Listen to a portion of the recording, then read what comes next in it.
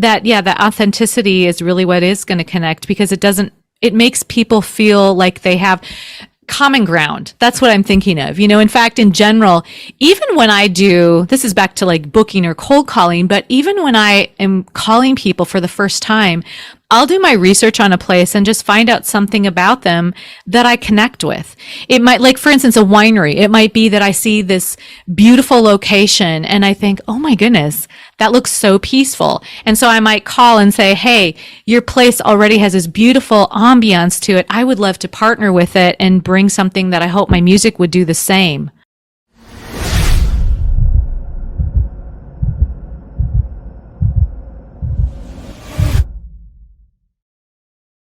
Well, welcome to the podcast today. Our special guest is Tara Brueske, and she is calling in from beautiful Minnesota. You guys are having your spring, and it's warm.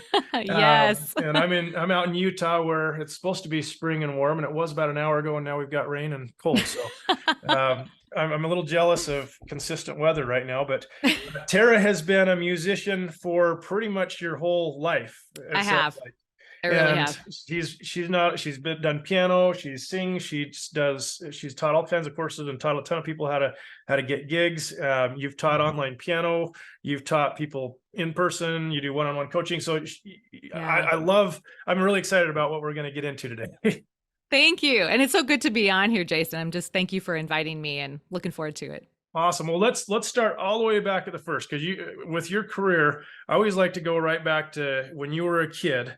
When was that moment that you thought, oh my gosh, maybe I do like music? Or were you one of the kids like me that hated practicing piano and had a mean mom that made you practice every day? No, I loved piano. So I'm actually from a musical family. I'm the youngest of three kids, and my mom was a pianist, organist, choir director. My dad was a pastor, but their love of music was so evident in our home. Like, we had records just playing all the time, literally. And then if not that, then my mom was playing piano, practicing for something. So I would see her doing that. And I started playing piano when I was 3 years old. She said I started plunking out some actual songs, but our family started singing together publicly when I was 6 years old. Wow. So we were already doing it. So it just seemed very normal to me. Like, I thought everybody did that. And of course now I know, no, that's not true. But I think that coupled with the fact so that we had the opportunity from so young on, that by the time I was even 10, I remember writing this like in a journal or something, where I said, I want to be a singer when I grow up. So I already kind of had my goal like set at that young age. And it kept on. It kept being a part of my life as far as wanting to continue to be a singer. And I think it's because that opportunity, actually, when I was singing with my family, we were literally singing either with a piano as accompaniment, because my mom played, or we had a little tape recorder. So I know this dates me way back in the 70s, but we'd have a tape recorder of songs, and sometimes we'd sing with that as our accompanying background. And we sang in little churches all over northern Minnesota and actually Ontario, Canada.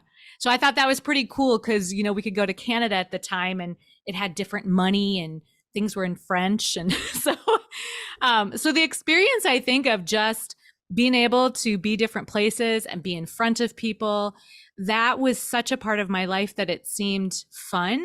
And I loved making music together. And so I can't say I actually liked practicing piano, though, for lessons, because my mom did give me lessons too. But I think just that, because it was such a part of our family from so young, it seemed a very natural flow for me. Got it. And did your family encourage you to take a career in music, or did they say, hey, you really should get a real job and go to college so you have some skills and then just enjoy music at home? I know my family is rare in the fact that my parents were very supportive. I think in part, though, honestly, my dad was very much a visionary person. And even in his role, like I said, he was a pastor, but he actually stepped out of like parish work for 3 years so that our family could go singing. So he had a vision for something more. And he always has been that way, to kind of think outside of the box and not necessarily just do like, here's the set pattern. And I think his parents were a little surprised at that. But he certainly, because of, I think, his willingness, he was very encouraging of us kids. Just, he saw the gifts that were in my brothers and I. And I think he was very, and my mom too, just hugely supportive, so that we had this kind of clear path to go. I mean, I think they wanted us to get college education. That was because they both had college education. My dad, of course, had seminary too, but yeah, they were unusual that way, where they were really behind us. Because I know not every musician has that. A lot of times people, fight that from their own parents, and that's got to be really hard, actually. I think it can be a lonely road. And then I think from a logical standpoint, oftentimes, if you do, look at salaries and numbers, if you're sitting with your college counselor, Yes. Musician doesn't usually show up on that college counselor's, here's your list of, jobs that you can get that are going to, make you enough money to support a family, right? I know. And especially I think for guys too, because like with my brothers, I do have my two brothers. One is a full-time musician. The other went into something else, but the one who's a full-time musician, yeah, I think that definitely went through his mind, even more of that supporting a family, Yep. type of thing. But we both pursued it. Awesome. So you did go to college, it sounds like then. So I did did. you study music, or did you have this alternative thing you studied? No, I studied music, and like a lot of musicians I've talked to now since that time, I was a performance major, Okay. and a lot of other performance majors, even that I graduated with, years ago, are not in music because a lot of them didn't find a way. Now I understand why, because in fact, if there was anything I was going to tell somebody, it's just simply that if you are going for music as a performance in college, get a business degree too. Because I knew a lot about music when I graduated. I mean, I'm very grateful for theory, music history, arranging, orchestra, all that kind of stuff. But I had zero idea how to really run a business. And I didn't realize I was getting into the music business, even though, of course, even back then in the 80s, 90s, it was called the music business. Right. But I didn't think of it that way.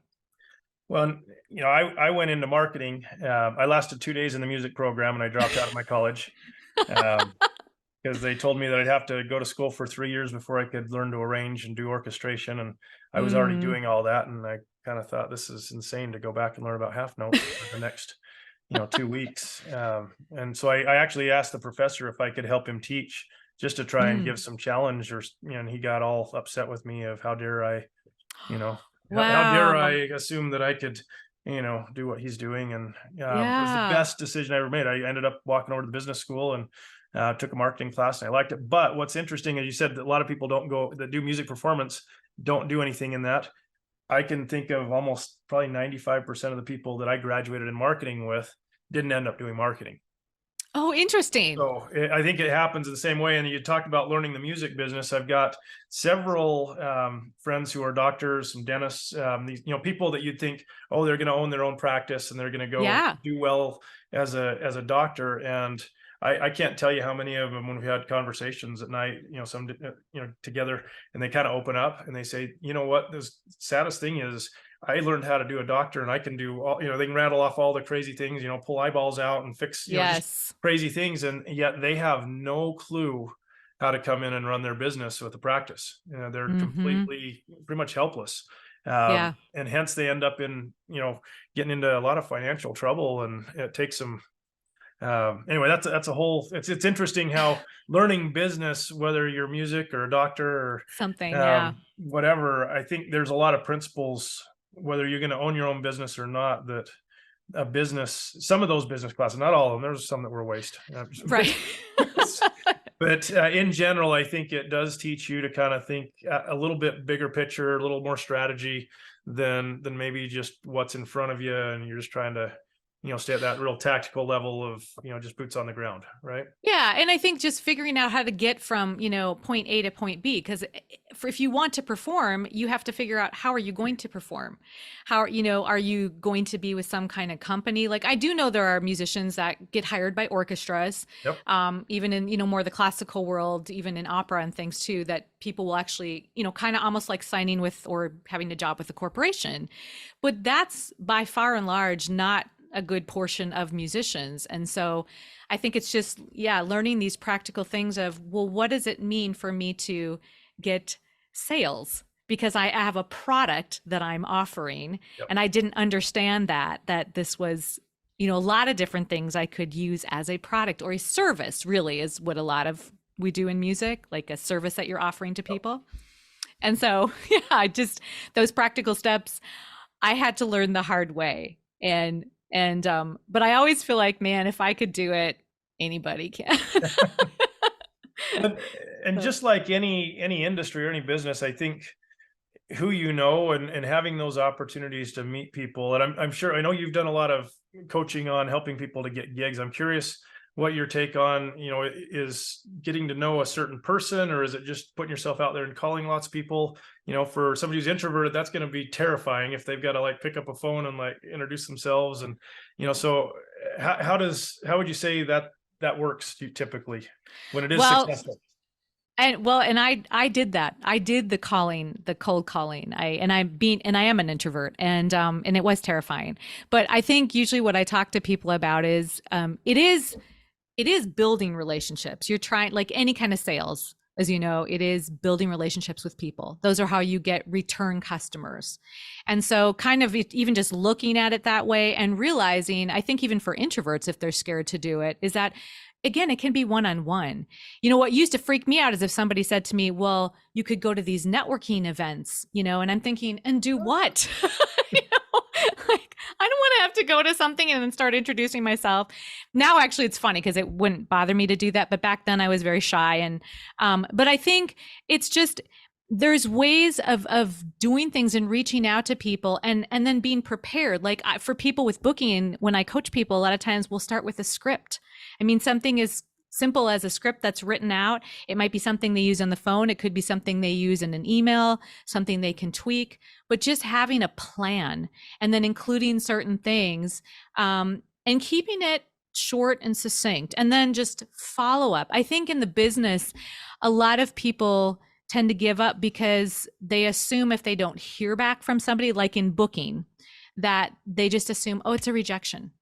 But the reality is nowadays, especially, you just think of how many emails, like if you get emails, how many emails do you get in a day? Just period, like any of us. 300. Yeah, I know. And so I'm thinking, okay, so someone who's booking, if you're sending an email to them, how many are they even getting from just musicians per day? I mean, I don't know the answer to that fully, but I just know there's a lot. So if they might click through it, or they might not even click on it right the first time, again, that's not actually a rejection. It's just sheer, like, they don't have the time at first. Not right. Yeah. I've heard, I was listening to a Dan Kennedy podcast, and it was an old call from back, 20 years ago. And there was a guy that had done a lot of sales training and coaching. And he says, he said, you're making all these calls. And the reality is, if you're lucky, maybe 5% of the people you're calling might have a need where they're ready to buy from you. If you're super, super lucky, but the other 95, they don't need it right now, but you're planting a seed. Exactly. And I just have to say this because it just reminded me in my own mind. When I first started doing this, it was pre-internet. So I was taking the yellow pages. I was taking, newspapers where sometimes they'd have these like sections where, I don't know, there'd be advertisements for things and you could find a phone number or something. My point is, I did a lot of research ahead of time. Now, of course, we've got the internet, so you can do it quite quickly. And then I just started cold calling and keep doing it, and then you might get one bite, like you said. But that bite can also turn into, like in booking, it could turn into 10 gigs. It could turn into gigs every year. I literally have places I've been booking with for now 20 years. Wow. And they're still booking. And so it's all this return, on my investment of the calling. Mm-hmm. And so it's really, I want to encourage people that even whatever you're doing in music, that it takes time to build it. And I know sometimes, we want things immediately in our world, and things can happen faster too. I'm not saying they can't, but in general, building relationships with people does take time. Yep. Just like it does with friendships. Well, and I want to rewind back. So you talked about calling all of these people. And so a lot of people would interpret that as selling, right? Or trying to sell yourself or sell your thing. How do you help people overcome this idea that the word sell or sales is like a 4-letter word that is naughty and you shouldn't say it, I mean, Right. how do you help people to get past that idea? It's trying to get past, or it's trying to get the mindset, first of all, of that you are also coming to partner with somebody on something. And when you have a product, you think of what is it that you're selling? Is it, if you're going to do a concert, for instance, it's a concert. You're Hmm. selling a service, and what are you giving to people in that concert? Well, a lot of times, you're giving people a time to just be, to let down, to have fun, maybe to cry. I mean, it's an emotional response a lot of times you're looking for, but it is something that is needed in our culture and something we as musicians get to give.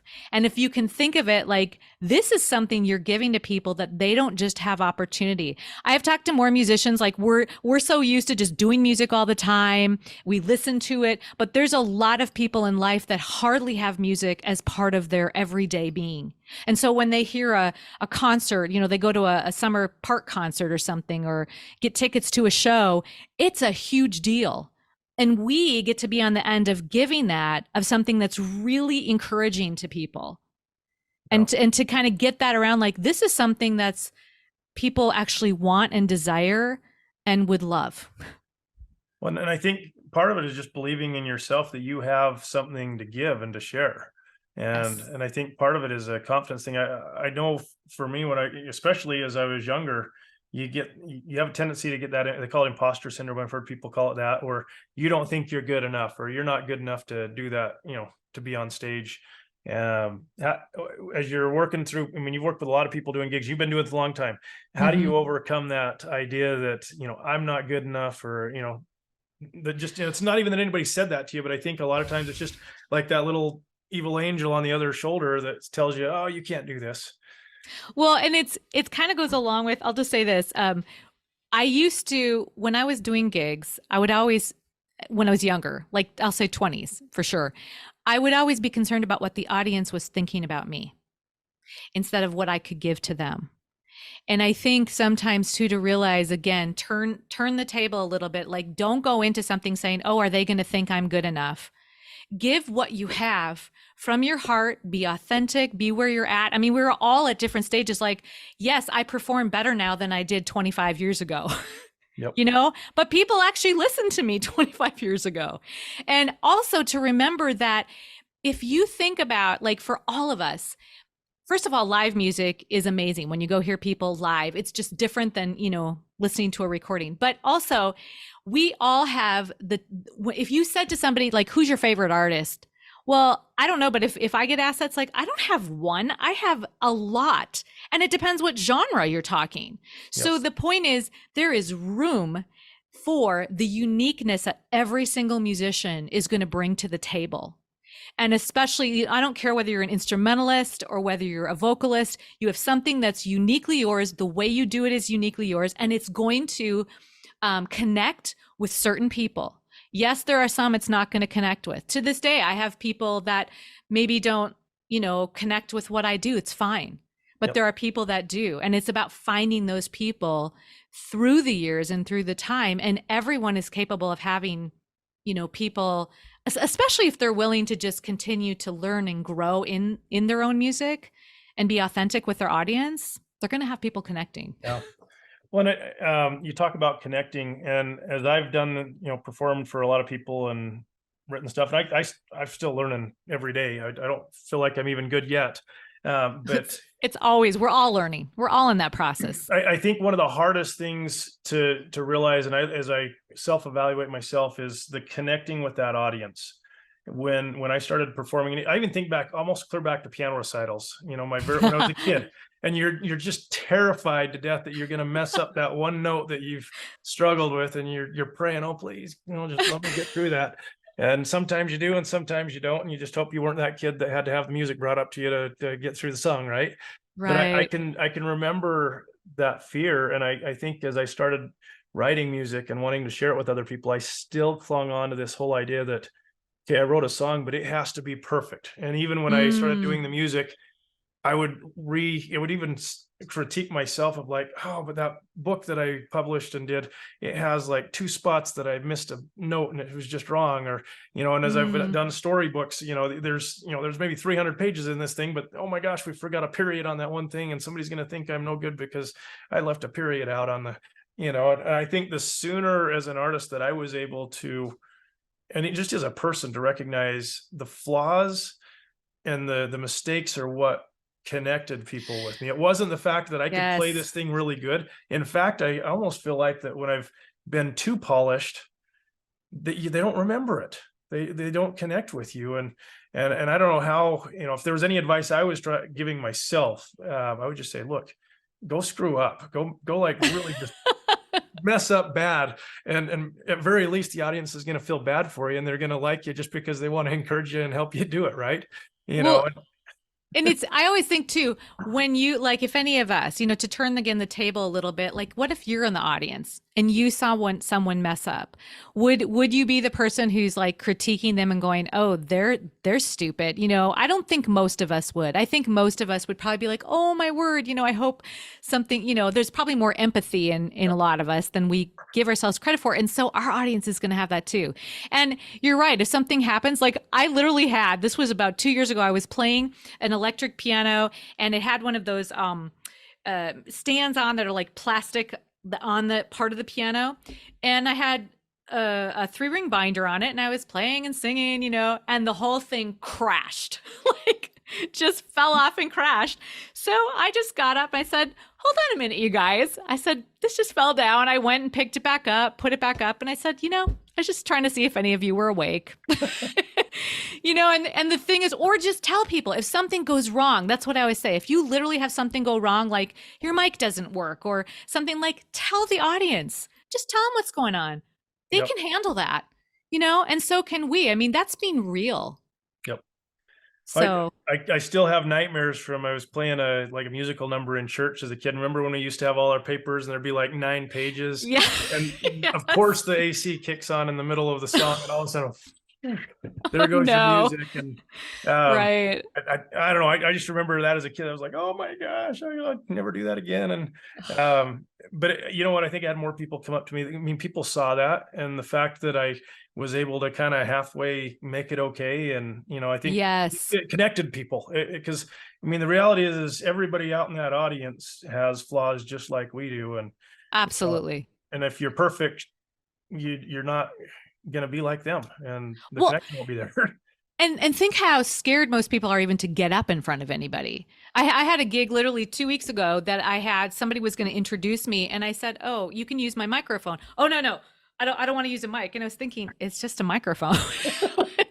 But, so it just, I think we've got to just give ourselves credit as we're just people and so are others. And to see that authenticity is really what is going to connect, because it makes people feel like they have common ground. That's what I'm thinking of. In fact, in general, even when I do, this is back to like booking or cold calling, but even when I am calling people for the first time, I'll do my research on a place and just find out something about them that I connect with. It might, like, for instance, a winery. It might be that I see this beautiful location and I think, oh my goodness, that looks so peaceful. And so I might call and say, hey, your place already has this beautiful ambiance to it. I would love to partner with it and bring something that I hope my music would do the same. So it's trying to find a connection point. When we meet people, you think of like the first time you meet somebody who you become friends with, it's because you had a connection point, something in common. And that's what we're trying to find. As you're talking about making calls to these people, one of the biggest problems I see almost every salesperson make. I mean, I was in the banking world and I used to coach over 50 loan officer people that were supposed to be great salespeople. Most of them are terrible at that. But what was funny is I started learning more and more about what being a good salesperson is. It's about building that relationship. And typically, you talked about going to these networking events. People go to these networking events and they take a stack of business cards and they collect all of these, and then they just go in, they sit there forever and they don't do anything with them. And it just boggled my mind. I mean, when I owned my software company, we used to have to pay thousands of dollars to go to these conferences to get business cards. And Yeah. I would go with these other people that I knew in the booths that were trying to sell people as well. And they'd collect, a dozen cards, and I'd go home with like 80 cards, and I'd write notes on the back of them. And, this person's dog's name, they like dogs. This one has 2 kids. Their one name is Lindsay. And I would write stuff. And then on my flight home, or within that 2 days before I'd forget about it, I would send an email. I would make notes and put them in my contact thing. And I would send them an email at very least to Yeah. have some sort of connection. And if I had a picture of them, I'd include the picture, and all of a sudden they may be getting 20 or 30 emails from some people, and then the other 100 people didn't email them. Right. But now I'm that one guy that did something that stood out. It was, oh my gosh, he plays the piano, or I send him one of my songs. And I was Yes. selling banking software, and I'd send him a piano song, but just finding that connection. It is. Because like I say, we do it all the time with friendships, and people, even when they date, people talk about that on dates. It's like, well, it's a connecting point. You find something in common, and that's what we're kind of trying to find, something in common. Well, and then continuing to care. And I think there's definitely this, I think the normal sales, role that people get in their minds, it's like this bad thing where it's this slimy guy trying to like take advantage of you and rip you off. And the reality is, I just want to be your friend. And if there's something I can solve a problem or help you in some way, now it's helpful. You're not really selling. It's just, hey, you needed something, and I'm able to help you with that. Let me help. That when you say solve a problem, that actually reminds me too that sometimes with musicians, we think that it's about the salesy thing, but oftentimes, like let's just say there's an event going on, somebody has a gala, or they're putting on a nonprofit thing, or maybe like for a lot of the senior citizen places I play at, they want to just entertain people. And so by you calling, by you being a part of it, you're giving them, you're solving a problem for them that they weren't sure they were going to be able to solve. Yeah. And a lot of the other thing I found is that while musicians, we might know a lot of other musicians, people that are not musicians or don't have that as part of their family don't always just know musicians. So we are solving problems. Well, and I think almost everybody that's been in the music business, or at least writes songs or performs in some way, there's those handful of times where you've really connected with somebody, or you get that email and you had no idea you helped somebody, through a hard time, or, parent died, and, your music popped up, and, or you had somebody that was, going through a divorce or contemplating suicide, and those types of things, I think, for me have meant more than the selling of the dollar sales ever. Yeah. And I think the more I've tried to solve and share my stuff, the more I feel I've gotten paid back, and the money is just like it. The money's nice to have, and you need that to be okay. But there's a lot cooler payday that I think if you do share music that you don't realize until you've done it a while. Yeah, and I think it's because it becomes purposeful. Mm-hmm. I know for myself, even I'll just tell you this, that I started singing at senior places like independent living, assisted living, memory care about 20 years ago. And about 10 years ago, people would ask me, where I was singing. And I felt embarrassed to say, oh, well, I'm at these nursing homes, or I'm at these, assisted living. And now after all these years, I just see what an incredible blessing it is to people who cannot get out places anymore, people who are not in their right mind. I had my own mother. I just lost her this last January, and she was in a nursing home at the end and had dementia. And so now, even firsthand experience, it's like I see what a blessing music is to those people. I've seen people in memory care where they're just, like nothing, and then they perk up on a song and they're singing along. And to know that you've, touched somebody's soul in that way, you can't beat that. Yeah, and I think until you go through, I'm going through the same thing with my mother-in-law right now. They just a couple months ago went to a nursing home, and it's awful. Dementia is awful, but just It is. when your body gets to the point where it doesn't function, and they want to, but it just It doesn't. And one thing that I guess I didn't realize until somebody really close to me was in that situation is, I mean, our family goes every week, and we hang out at least once a week, and we're the only people there. There's probably 100 residents in there that are grandmas and moms and dads to somebody. And we found that too. There's like three or four cars in the parking lot. I'm like, are you kidding me? I mean, I don't know. It's just, it's been it's definitely made me rethink the whole idea of serving in that world. Yeah. Yeah. It's just all I know is it is a blessing to people that can't, and it's people who have lived full lives, Oh yeah. you know. So, and I just find too when I'm bringing back music now, it's things that they hear that because I play music from like 40s, 50s, 60s, and so it's stuff that they grew up with, Yep. and it's bringing back those memories, which we all love. Oh We're yeah. all like nostalgic music, so. Yep. No, that's awesome. So I'm curious if you could go back, let's rewind back 20, 30 years, or when you're sitting, just Yeah. getting started in music, if Hmm. you could give yourself some advice to help yourself, or, a whole classroom of people just like you were, what would you want to say to that person? Well, I think that one thing would just be, again, to try to get some business training, even if it's not a full degree, but even getting, just getting like nowadays too, there's so many biz coaches. In fact, any kind of coach, whether it's vocal coaching or you've got an instrument and you're getting a coach. First of all, it's going to help you. You're also going to have someone you're accountable to, and also someone that can encourage you, Yep. because you need that encouragement along the way. And I know that, speaking as a coach myself, that like I love giving encouragement to my students if I can see them keep going because of something we talked about or they discover something.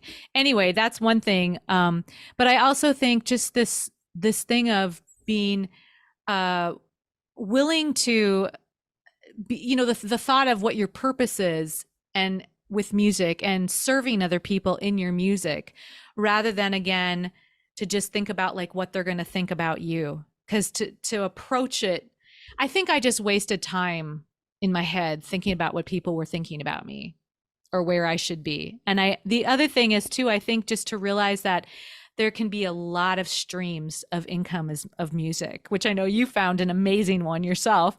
Well, several actually, but and to not be afraid of that.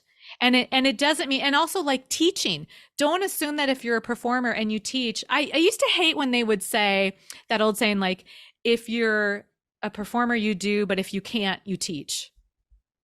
It's like, well, no, that's not necessarily true. There's all kinds of ways to be utilizing your music, from writing to performing, to recording, to doing voiceover work, to being with other musicians. I mean, even for me in performing, I do solo gigs, but I also am with my brother in a duo. And then I'm also in a tribute show right now with like 11 or 10 other people. And so all different, even just in the performing stuff, there's different things. And it's really fun. There's also a lot of variety, and to not be overly concerned about, like, I just have to do it this way. Like, be able to be, I wasn't that flexible. So if you can at all learn to be flexible younger, it helps. And just to know that there's a lot of different ways. Yep. That, what the thing in the industry, at least I felt like in the 80s, so I'm speaking from back then, but it was like you try to get a record deal. That was kind of the main goal. And then you tour, and, that's how you're well known as a musician. And to me nowadays, there's just so many other ways, even with the internet, to be able to utilize your music. I think there is opportunity. It's different than maybe what people always think of, but it's okay if it takes time. That's the other thing. It's not going to just come. Nothing good comes fast, really fast.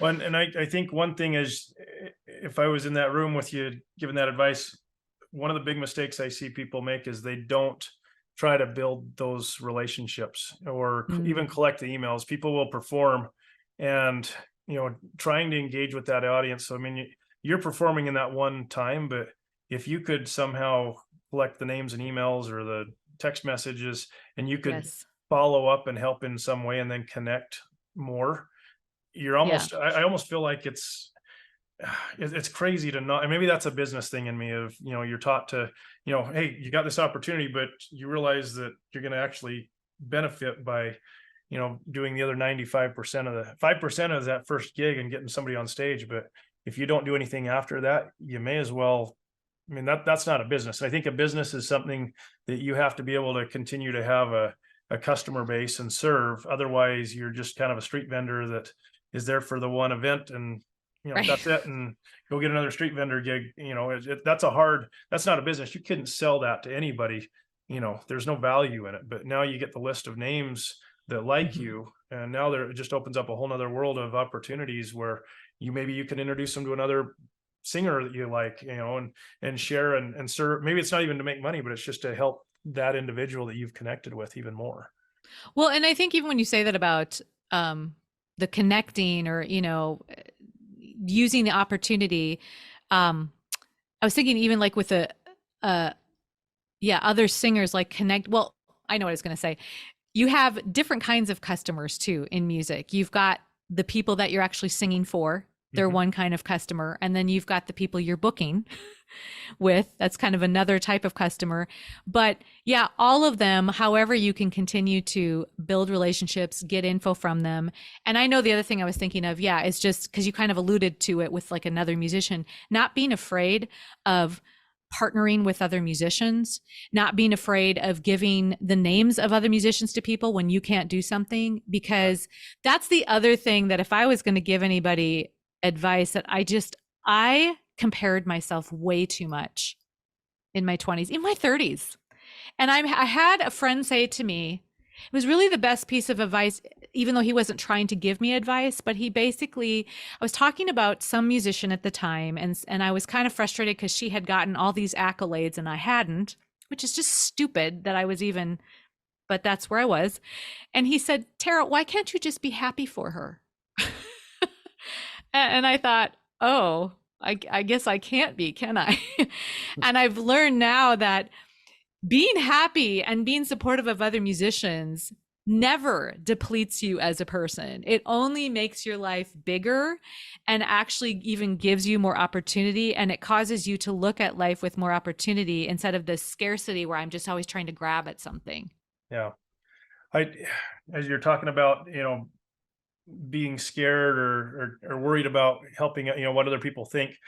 I almost feel like, as if I look back on like my school career, high school, even into junior high, it seems like in elementary school, kids, I just had a kid just finish sixth grade, and it's so fun to Ah, see how energetic they are, and how they're excited about, they have conversations. And my wife teaches sixth grade, and she engages all fine. these kids, and they share, they call it good news, bad news, and they share every day, or once a week, they share something, or they have an opportunity to share with the class.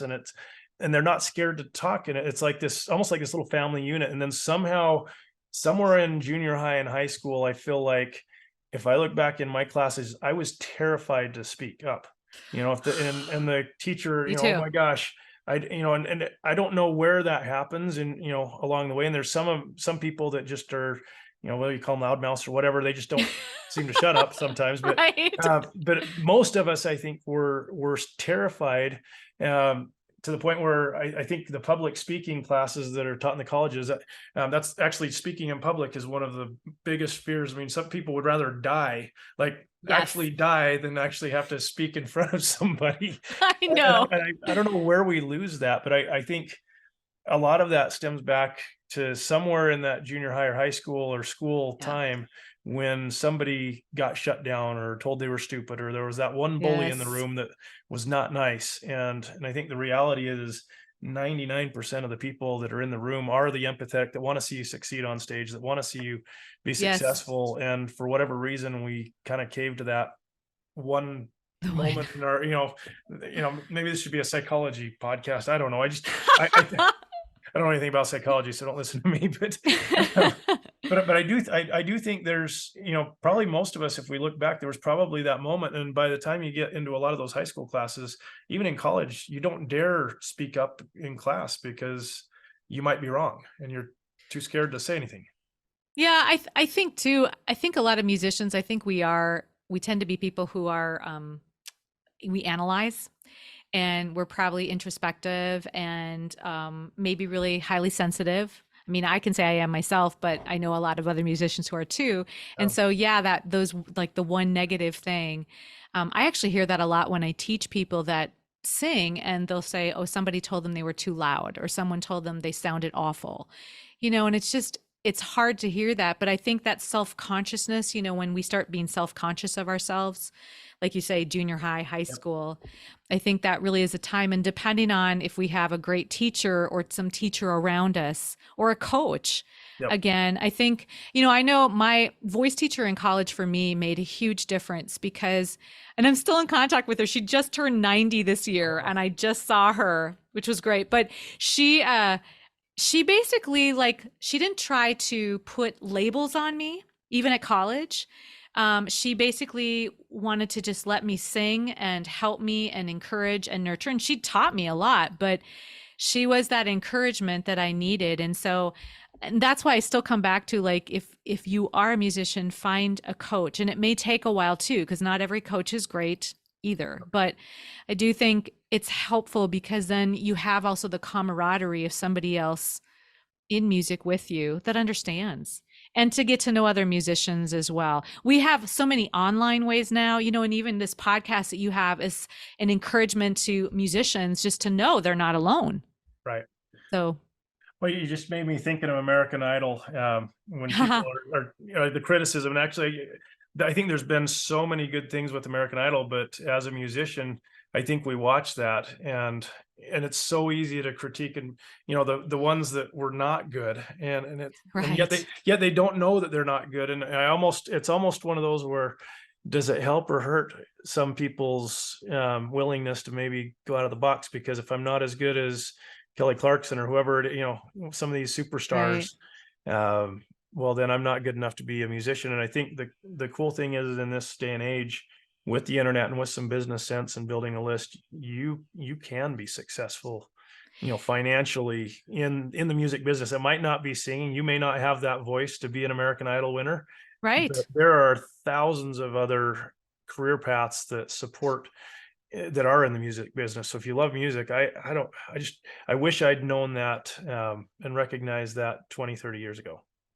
Well, I know. I mean, even in the role of coaching, whether it's coaching someone how to write songs or, maybe how to even, like I do, some booking gigs, but it could be other aspects. Maybe it's like, how to build websites for musicians, and that's a part of that music world. I mean, there's so many things, but yeah, I don't know. I do think that so much of the music business, and any business really, is simply, are you willing to work at it? Like, actually put in the skills. I mean, I know that as a child, like for myself, I know that I had obvious talent in piano and voice.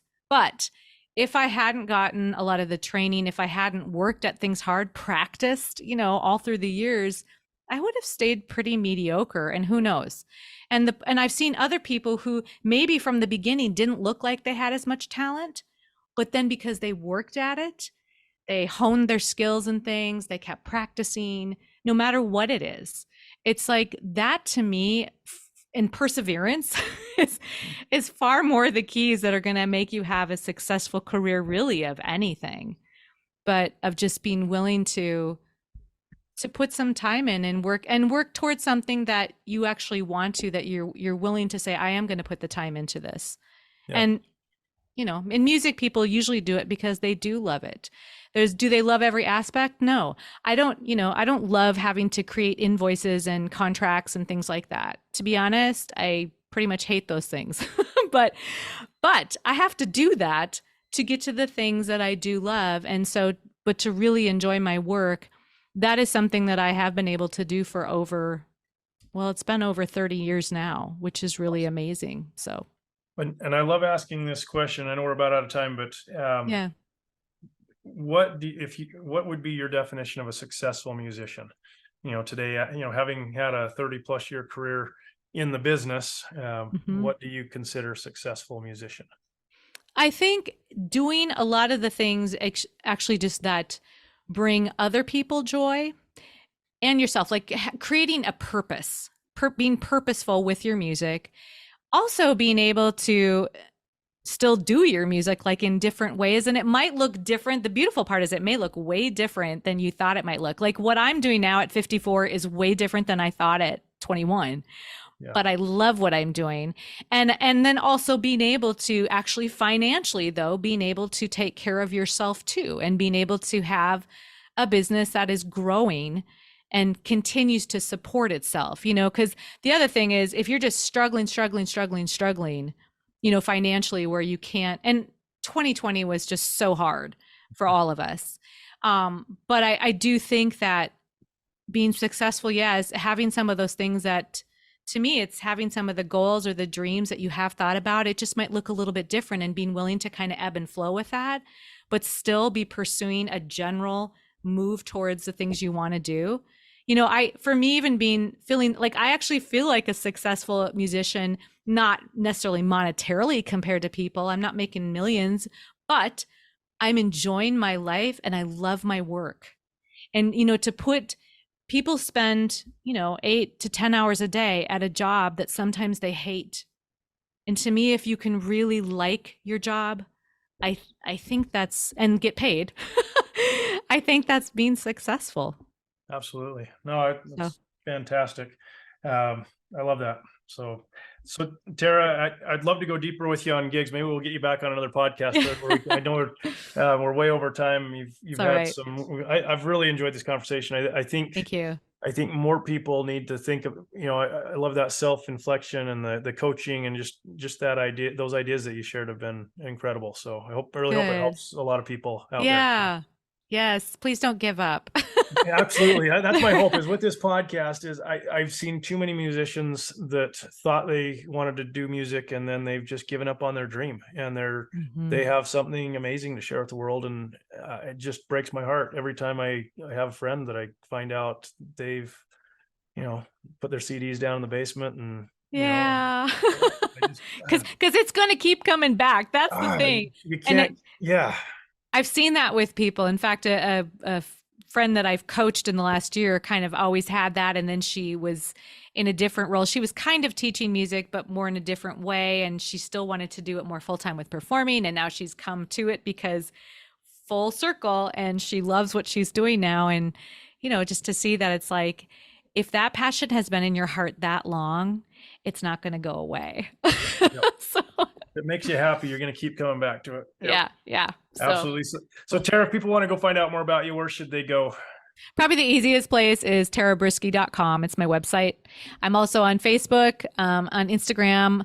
Facebook, I think, is at Tara B Musician. Instagram is at Tara Brueske Music. But awesome. I can give you the links for that too. We're gonna stick all those in the show notes. And for those that are, if you go out on her website, I know you've got some great courses, but you've got several interviews you've done on other podcasts that I know have been really interesting as well, on totally different topics than kind of where we left this. So, but I've loved it. So thank you. I think you've left a gift for the world with this one. So thank you so much. You're welcome, Jason.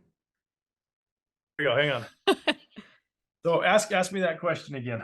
So when you have sheet music for people, if you're going to sell it, are you putting it on your website or to a place like Sheet Music Plus or someplace like that where it's online? Yeah, I think the Sheet Music Pluses and there's a lot of other services where you can get your music out there, and a lot of the big publishers, that's where they're going to end up. But if your goal is to try and make money or have the ability to even share your music with a lot of people, you have to have control of that.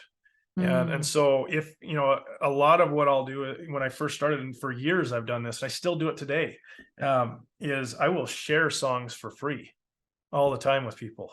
Because realistically, if I email somebody and say, hey, come buy my sheet music for $4, if there's no connection, if they're not excited about it, they're not going to come buy it. And there's That's 1,000 other pieces of music they can go get. And so if I have it on that Sheet Music Plus, maybe it's $2 and I get maybe getting 10%, and you get 20 cents for that, if that. And so financially, I don't think that's a really great way to do it if you're new and trying to grow. And I almost think of it like this: if you're walking into a Walmart and let's say you had a product that was at Walmart, and you're walking down the halls, my guess is you're going to walk right past that and not have a clue that it's there. You may love that candy bar or that yogurt or whatever it is they got back on the shelf there.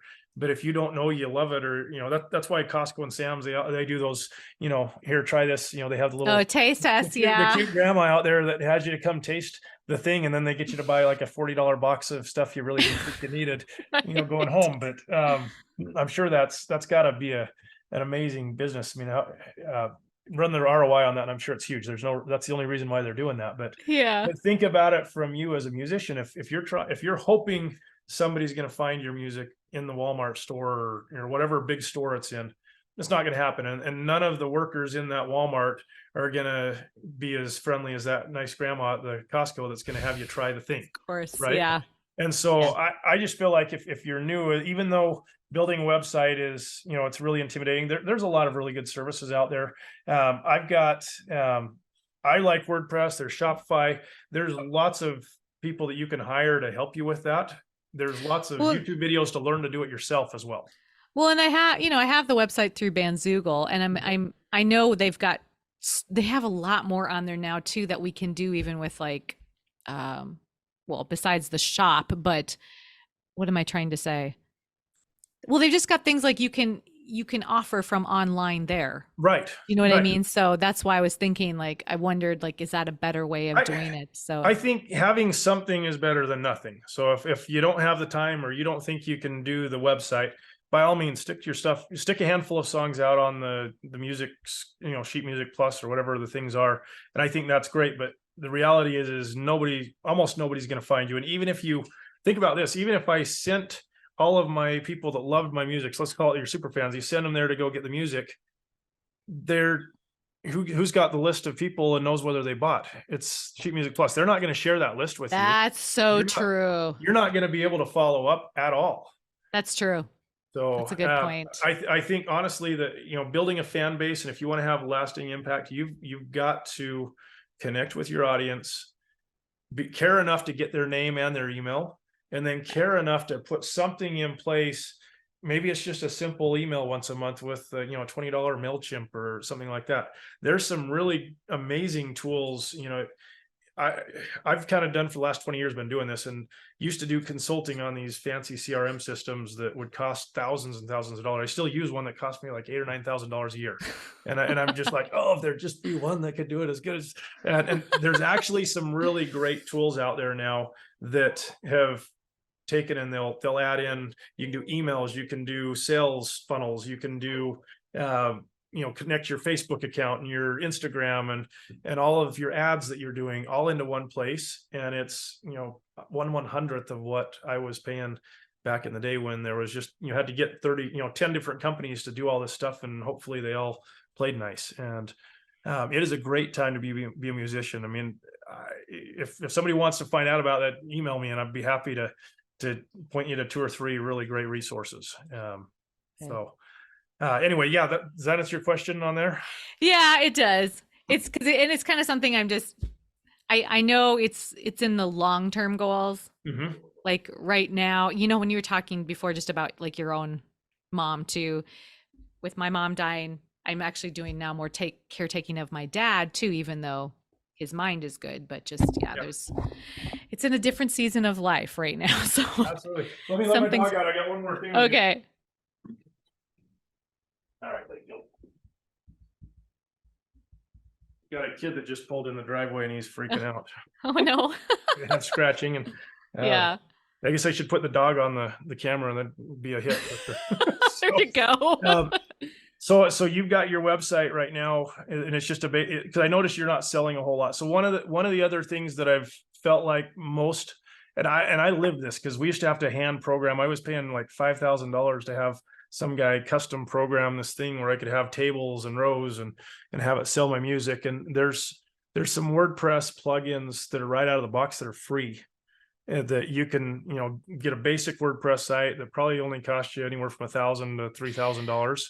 And then you can do it yourself. It used to not be the case. I used to have, somebody with nerdy glasses that was way smarter than me program and fix every time I wanted to make a change. It was awful.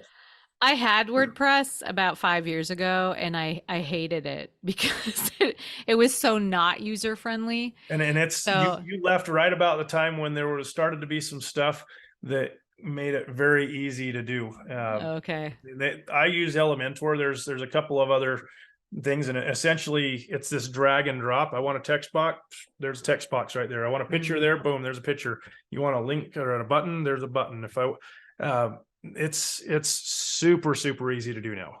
But Okay. I would say it was about 5-6 years ago when it finally got to the point where, I mean, if I go back 10 years, we were still hand coding things, and Yeah, I just it was awful. and like, well, like in the plugins, I'd try to put a plugin and then it didn't really make sense. And I didn't know what I was doing anyway because I've learned a lot about tech, Yeah. but it's not like I know how to code. So Well, and you know what? I feel like if you need to learn how to code, that's too much. I mean, I had a whole software company. We had people in India, and I mean, I've been down the crazy programmer path, so I've got too much experience in that world. But for the normal artist, you need to be able to map out the strategy of what you want. So if you're wanting to sell a songbook, well, you know, funnels are one of the best. I mean, go watch Russell Brunson's ClickFunnels stuff, and he'll get you all jazzed up about ClickFunnels. And ClickFunnels is awesome. I've run well over $1 million through ClickFunnels, but there's a lot of other really good programs that can do the same thing. Maybe not, each one of them is going to have something that does a little bit better. And the key is are you going to put in the work, like you were talking about earlier? Are you going to put in the effort to learn how to make that program do the thing? And the reality is, even when I was doing fancy consulting gigs for banks and charging $50,000, the reality was the software that they thought was going to solve all their salespeople's problems in life, if they couldn't take a piece of paper and put it on a desk and say, okay, when somebody asks for a mortgage loan, we're going to send them this letter in the mail, and then we're going to do this email, and just move this thing down a process. If they couldn't do that on paper with one person, they certainly weren't going to be able to automate the thing. And it would just make their, inability to have some process and follow it even worse, because now they'll blame it all on, oh, the software just doesn't do all that. The software's every one of the softwares that are out there, there's problems with every single one of them. And they're going to keep getting better, but you've got to come up with a strategy, and then you can make it work. Even if it's WordPress and you got to hire a programmer, which you don't anymore, but it could Band-Aid and do what you needed if you really cared enough to make it work. And now all my courses are on this Member Vault place, which is where I host it. Like, I know a lot of people use Kajabi and others, but so, and I do have things like set up there that once people join, there's automation happening there, which of course, taking the time to set up the automation was what took the biggest amounts of time. Oh yeah. So, but then you forget how the automation worked, and sometimes I do. It's like, wait a minute, I set this up before. And so anyway. So are you familiar with Go High Level? No. So Go High Level is, okay, so if you've heard of ClickFunnels, and you've heard of WordPress, and you've heard of probably Infusionsoft, MailChimp, or some of these CRMs. I used to be on MailChimp. Yeah, I'm on Flowdesk now. Perfect. But, yeah. So imagine if you could take ClickFunnels and marry it with MailChimp and your Flowdesk, and then bring in Facebook along with that. And then, by the way, let's run transactions. And what if we could send text messages and see all of the conversation, and whether it was text, Facebook, emails, or Facebook Messenger, Instagram Messenger, if you could have it all in one spot instead of having to go all to 5 places to see it. That's essentially what Go High Level did. So it's like all of those got together, they had a baby, and spit out this fancy CRM system. It sounds way too good to be true. And it was. Wow. And they're still progressing a ton. But the software they've built is they let you sign up for it. But if you're not an ad agency or an agency that does consulting, within about 30 to 60 days, they will reach out to you and tell you, we're sorry, you're not an agency, we're going to deactivate your account. And gotcha. I thought that was the stupidest thing. I'm like, what the heck? You got this person as a customer, and you're going to tell them we're going to cancel your account. But I was listening to a podcast the other day with the founder was kind of talking about it. And he said, here's the reality is you get all of these fancy software programs, and essentially each one of them is like a jet airplane. You go to the airport, and there's a pilot that knows how to fly that jet airplane. And pretty much every single person getting on that airplane is probably capable of flying that airplane if they went through the training and knew what they were doing, like that airplane pilot. But the problem that has persisted for years now with software is a software company spins up and they solve a problem and it's awesome. Like you said you were on MailChimp and then you went to Flow, whatever. Yep. And you had ClickFunnels or you had whatever. And essentially you can learn to run any one of those and you can be successful in that program. But giving somebody the keys to a jet airplane and saying, okay, go fly yourself to Minneapolis now from Salt Lake is not going to end well.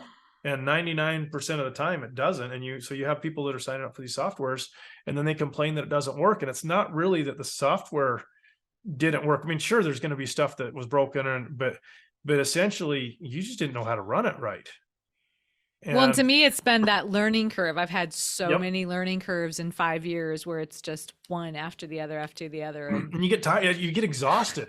And You so do. it's been probably, I would say it's been maybe 6-7 years that where I finally was able to.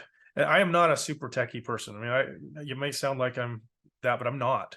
And I finally forced myself to get in and build the website and do, and I'd break it still. And I'd have to call my guy that was the fancy, like, hey, I crashed the website. I mean, it happened last week to me still.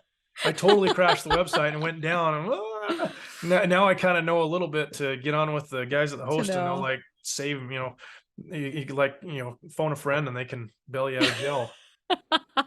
But the reality is there's, you need to try and learn as much as you can. And but the more you can consolidate into that one program, and this Go High Level. So it was about 3-4 months ago, I finally signed up to have an account. And because I have multiple business, so I've got my music business where we're doing a lot of e-commerce. I have a story thing where we sell, I mean, think of it like Chicken Soup for the Soul mixed with Paul Harvey stories.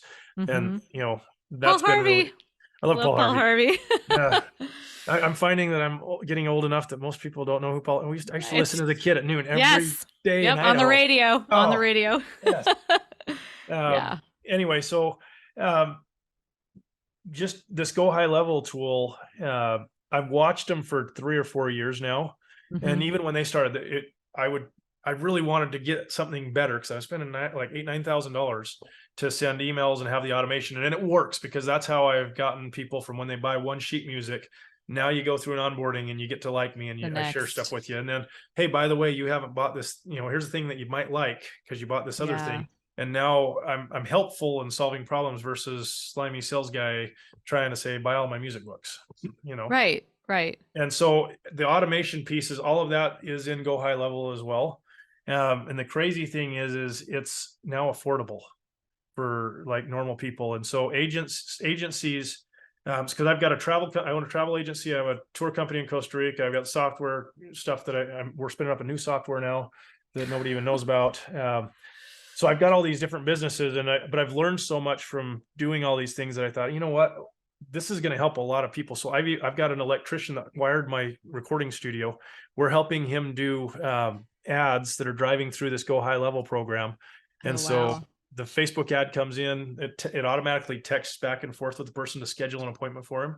And it does it all. That's the calendar. That's another thing. The calendar is built right into this thing. So you're not, that's one per $10 a month or whatever, $5 a month thing that you're doing. And so I've signed up with that, and I've got, we've got about 7 or 8 different businesses that I'm helping. Some of them are mine, and I can still tell you, so I cannot move my music stuff over there yet, because it's not great at doing e-commerce on a high volume if you're doing lots of little sales. If I'm just selling like a one time, like a course, it has a whole course thing. It replaces Kajabi.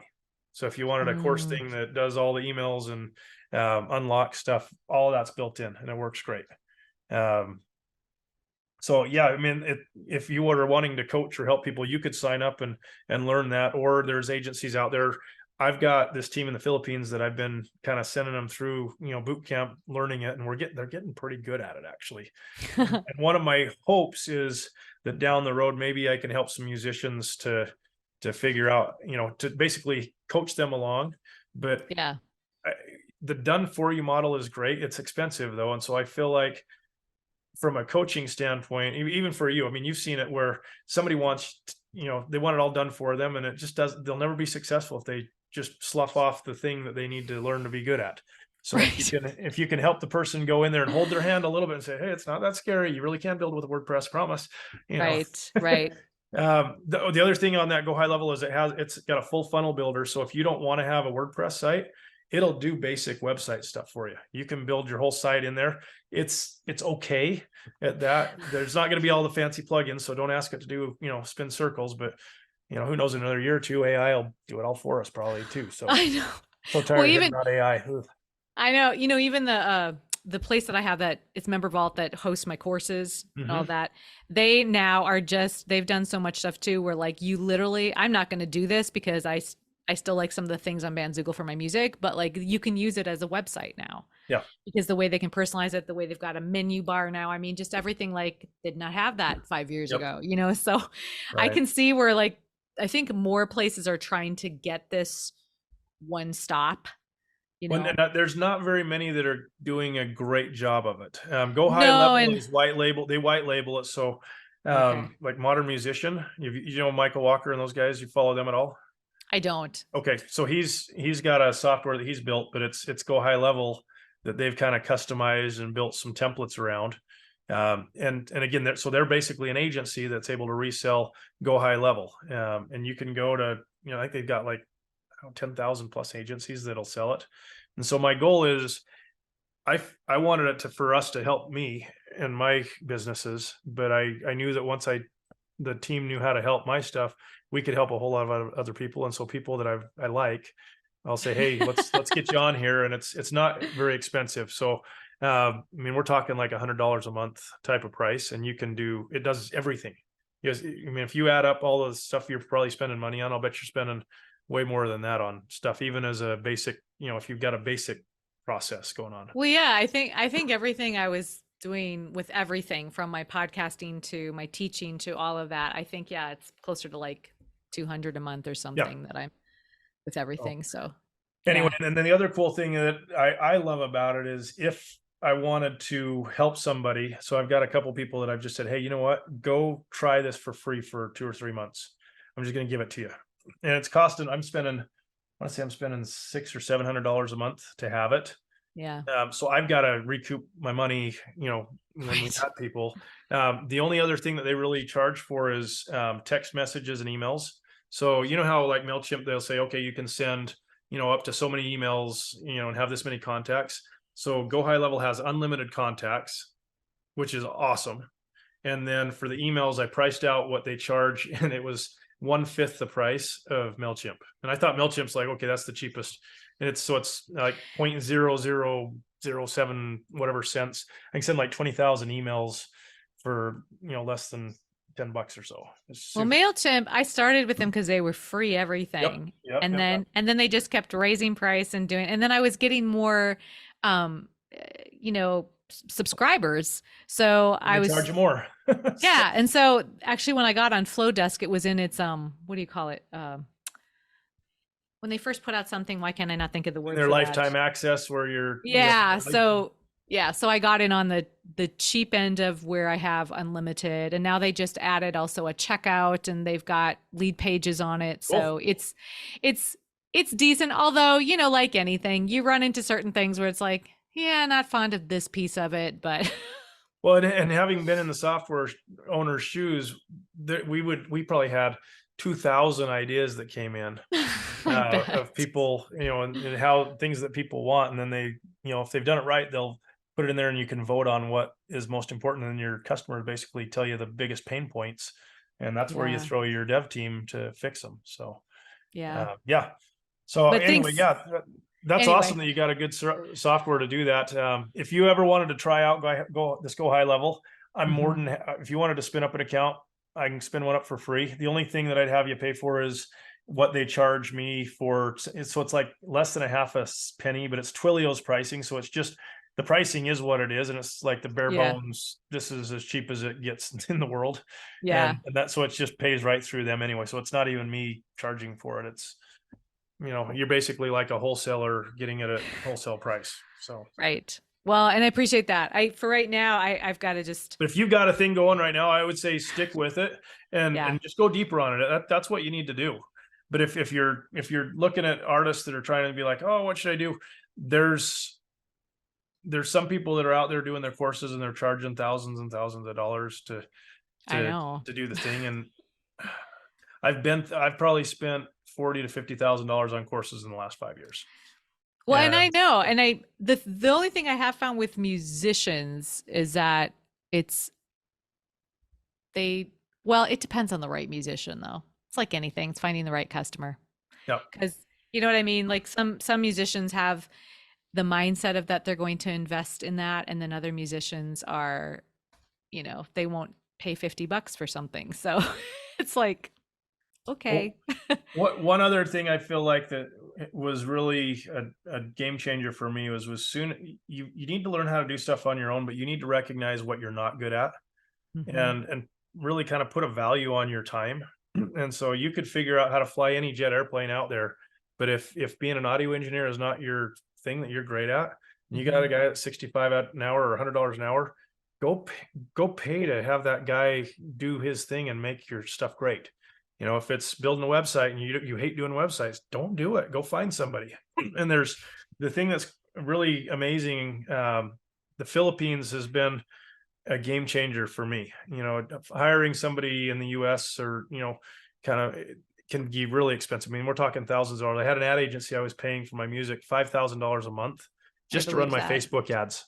That didn't count running the traffic. So I was spending another, Yeah. like we were spending $20,000-$30,000 a month on Facebook traffic on top of the $5,000 to run our ads for us.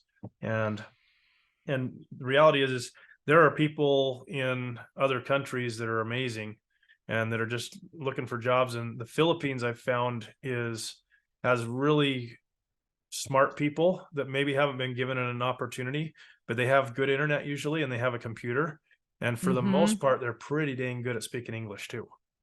Yeah. Yes, I have seen that from a few that I've talked to, even from, I know Bree has one of Bree her, has a couple of, I know yeah. she's got a couple of assistants. I think I actually encouraged her to get one, but there's a site called onlinejobs.ph. Okay. Have you ever looked at that before? Or No. you know what? I'll just show you. How about I show you back end? I'll give you a demo tour. Let's see here. Got to pull up a website first. You're going to see the music I've been working. Oh, Ah, poor wayfaring stranger. That's a pretty song. and got to get my web page over here. Here we go. All right. You see me now? Yes, I can. So online jobs.ph. I'm just going to log in. There, you can get a free account, so you can search for free. So you could just go in and do this totally for free. What's a skill that you think would be nice to have help with? You said Uh, WordPress site, or what's or edit a podcast, because sometimes I just get tired of it. podcast I know editing? how to do it, but yeah, get I have tired a of it. guy over there okay, so I just typed in podcast editor. Hmm. So podcast manager, audio, video editing, $5 and $17 an hour, Wow. $454 a month if you wanted him half time. Hmm. Outsourcing YouTube podcast editing, $850 an hour. Part-time work, 4 hours a day, podcast manager, $3.10 an hour. Wow. Do you know, it's maybe a funny question, but do you know, I always want to make sure, because having been in other countries sometimes, that are poorer, it's like I Mm-hmm. always want to make sure that I'm compensating people fairly. Uh-huh. So do these prices reflect that? Because I always think, So they set their price. And so crazy story. So it's been about a year and a half I've been doing this. So a nurse over there will make about $2.80. So a nurse with an actual nurse that's yeah. qualified, about $2.80 an hour. Wow. You've got, somebody who makes $500 to $700 a month. I hired somebody, one of my guys, he's now he does all of the website improvement stuff. So every week we have a meeting where he goes into all of our different websites and we'll kind of focus on one, and he'll find broken links and things that aren't working. And he just found Hmm. like 12 song PDFs that were corrupted somehow and weren't working. I don't know, have no idea how he found those, but I've got to fix all of them now. He's awesome, but he was working for Kohl's credit cards in the Philippines, and he would leave his family on Sunday night. He'd drive into, I don't know, Manila or wherever it was he was going. It was like a 5-hour, 6-hour drive to get there on his scooter. He would work all week. He'd do, full days, we're talking like 14, 16-hour days calling. And he was actually a manager person there. And I want to say he was making, with all of his benefits, it came out somewhere around $4 an hour. And then he'd work 6 days a week. He'd get done on Saturday night. He'd drive home, get home super late on Saturday, and Sunday he'd be able to be with his kids until, after dinner. And then he'd go back to work for the whole week, and he'd be gone. And he'd had a little apartment that he'd share with other people there that worked. And yeah, I mean, so we're talking $5-6 an hour is a life changer. Which is cool because I always think if there's ways that I can actually help people too in other countries, then I know work is good because work in the first place gives people value and purpose. So absolutely. So John Jonas is the guy that, so I actually, my podcast guy, I think I pay him about $20 an episode, and he's not very good at tracking his hours. Actually, that looks like him right there. That is Jester, I think. That is totally Jester. Yep. So, and great kid. So he's doing work for $6 an hour. Now you know my guy. So if you want to call, I can connect you with Jester. But he's doing several podcasts for, he's not just doing work for me, but. Right. Oh, that's cool. So it's basically this LinkedIn for people in the Philippines, and they have over 1 million people on there with a profile. That's amazing. It's awesome. That just makes me laugh that he just popped up. Well, and so the other thing that's really helpful with this is do you know anything about disc profiles? Disc profiles? So it's like a personality profile. Oh, yes. Okay, yes. So basically, it depending on what you're trying to do, this steadiness and compliance, if you want somebody who's going to be dependable and follow through on stuff, you want to look for a really high steadiness and compliance. That's interesting that is not what he is. But what's good is he's really good at what he does, but he does it on his own time. And, we know it gets done on time, but he's, I can see exactly why he's the way he is, which is great, but he's a C2. Yeah. So they also have English, different levels. So C2 is the highest you can get. And so when you are hiring somebody, there's like a $99 course that they'll walk you through how to be successful in hiring and, how to, communicate best with them. Don't always take that for the truth. So what I've done is we just hired a travel agent person. We had 116 people apply for it on online jobs to be this travel agent assistant in about a 3-day time period. And so what I did is because there's no way I can talk to that many people. I don't have time to do that. So I asked everybody to do about a 2 to 3 minute video. And I just said, will you answer these 3 questions and then send me a Loom video? And so they had to, if they'd never heard of Loom, they had to figure out how to do that. And so that told me, are they tech savvy enough to figure something out without having directions? 2, when they're on the camera and talking and answering, I can tell, are they reading off of a script? Are they struggling to, are they just kind of natural? And it was very easy to cut it down to about 10 people. And then we interviewed about 4 or 5, and we had about 3 rock star people that we wanted to hire. And there you go. Kind of interesting. Wow. Yeah. So, well, that's kind of cool to know, because I do think there's things that, especially as I get back into what I call sort of the new year, which for me is the fall. I still go on a school year in my head. Okay. I know most people don't, but anyway. I should send you this video. So this was actually the owner, the guy that started Online Jobs. Hi, my name's so this is his son. He's actually serving a mission over there in this little tiny island, and he talks. And so I actually reached out. So he sent, John sent a thing out telling about one of the people that was about a week away from going and leaving his 2 little kids. And this is the house he lives in right here. So this is third world. This is Mark Jem's house.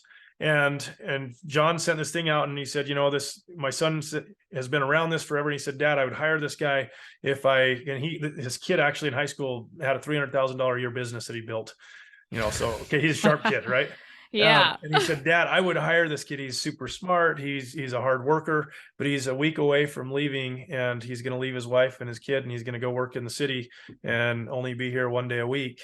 And he goes, if there's any way you can help find this guy a job, so John, the dad, who sends out an email about once every other day or so, you can sign up and get his emails. He gives tips. It's really helpful too, if you're thinking about it. So there's a tip for you right there. But he got over 100. He said, hey, I've never done this before, but this is what my son told me.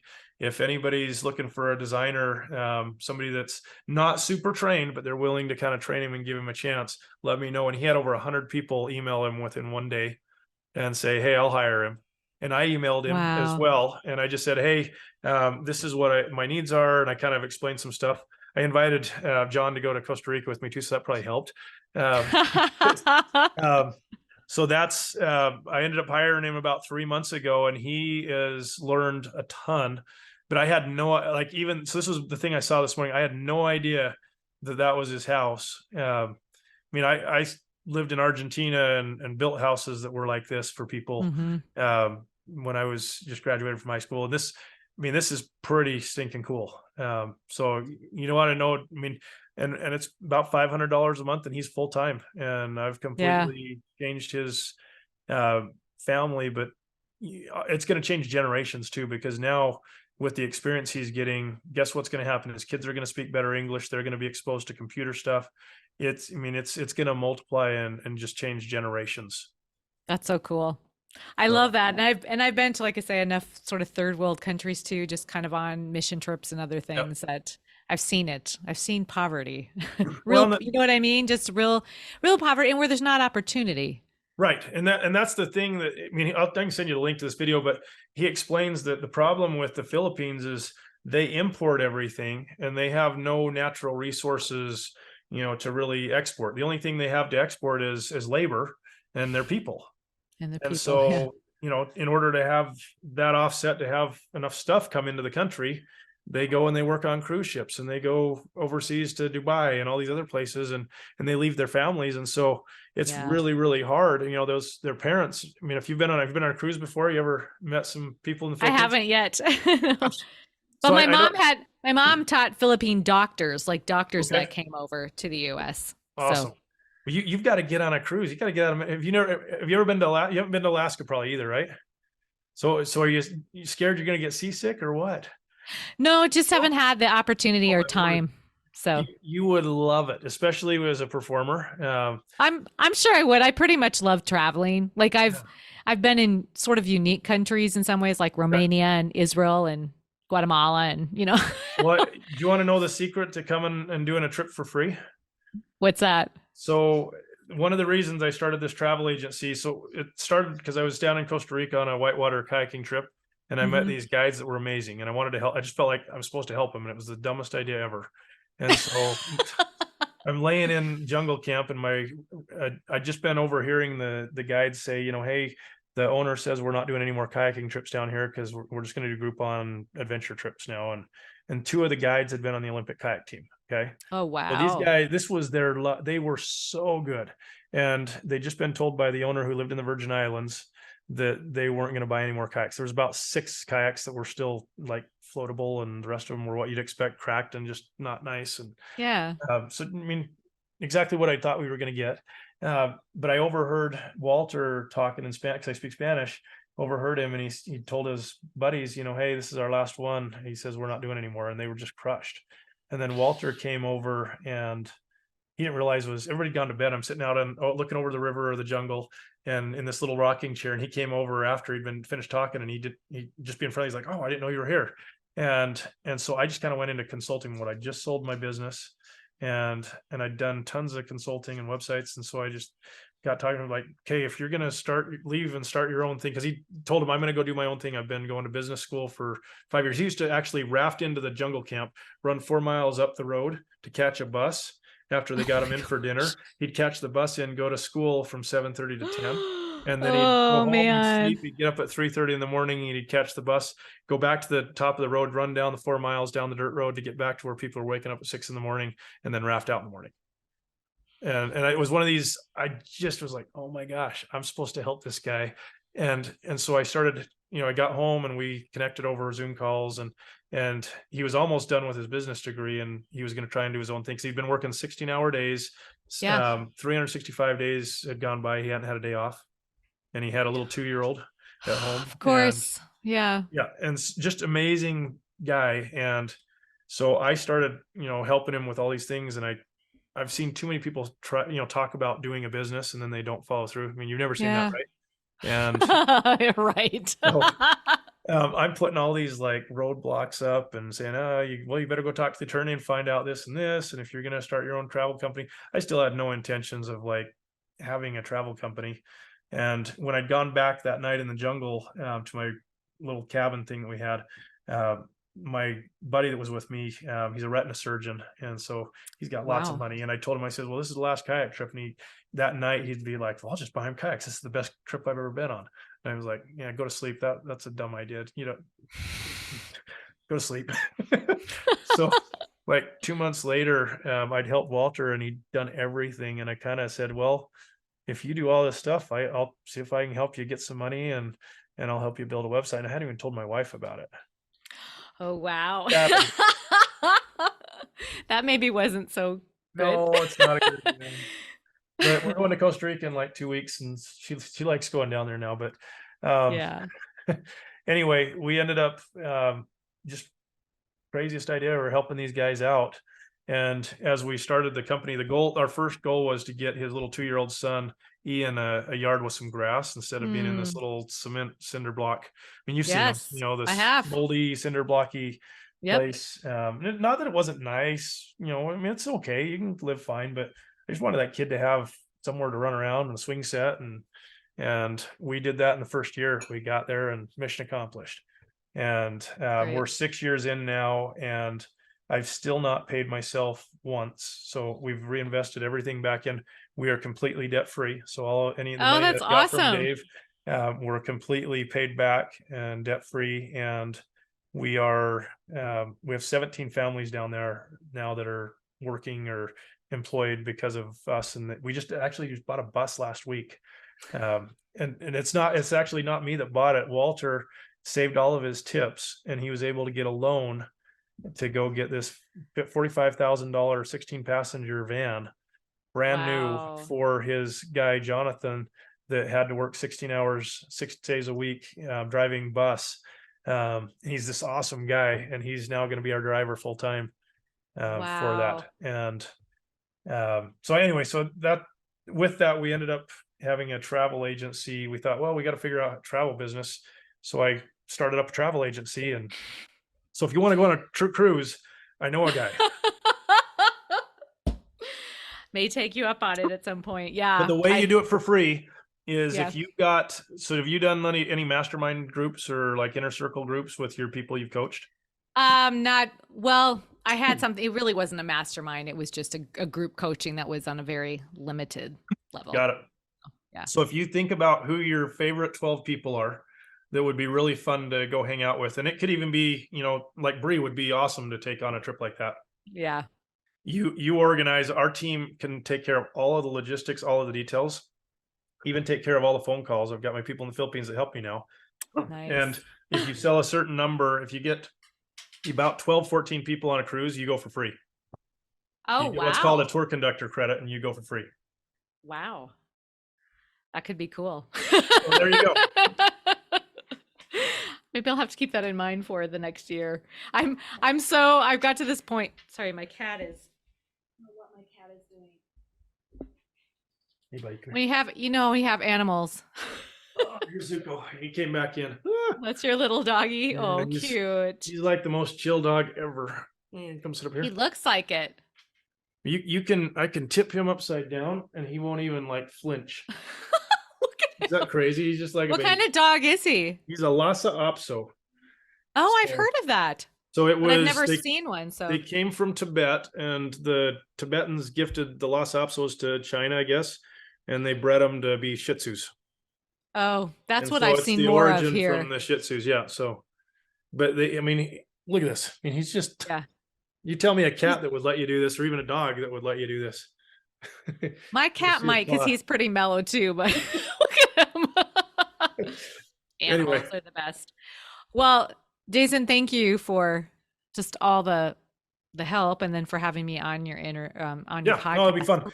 out. So It'll appreciate be a that. couple weeks before they get it. I mean, they'll probably start working on it next week, but I think we're like 3 or 4 weeks out. You No don't have problem. any like special launch or anything coming up that we want to coincide with that helps you though, right? I don't right now. Like I Okay. say, I'm honestly, to be honest, just with my mom, everything this last year, we were literally going every single day to her nursing home for like 5 months. And now my dad, he's here in the cities too, in Minneapolis, but he's doesn't drive. And so Mhm. You there's got just your, a lot. Yeah, there's just, it's like this season of like, I've just realized it's here to help my parents, and I'm okay with that. yep. But there's just some things that I'm putting on hold for now, Well, just it's an because, emotional. We're going through it. It's an yeah, emotional you are. drain. I mean, it hurts because you Yep. can't do anything, and you do everything you can, but you just it is what it is, right?